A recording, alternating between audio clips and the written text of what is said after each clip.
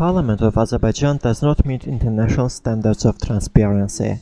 Citizens do not have opportunity to directly observe the work of the parliament, how its members vote, and do not have a chance to influence the legislative process. This was the keynote of the public debate, the relationship between parliament and citizens, the national and international practice. The event was organized by Election Monitoring and Democracy Studies Center and Democratic Journalism School as part of increasing civic participation in public decision-making project.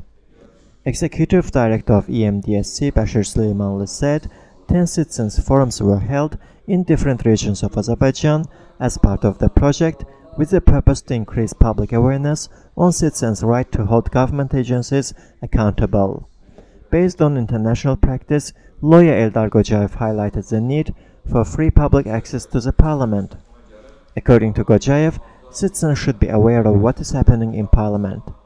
Therefore, all parliamentary meetings must be fully televised. At the very least, there could be a special online television for this purpose.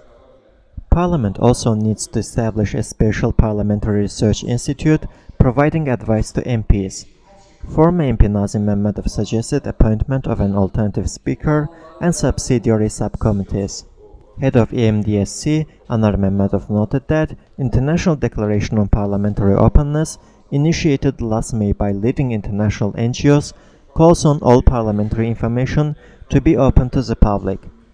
The document calls for enabling effective parliamentary monitoring, informing citizens regarding parliamentary agenda and results of voting, etc. Chief Executive Officer of the European Exchange, Stephanie Schiffer, talked about specific examples of parliamentary transparency in international practice.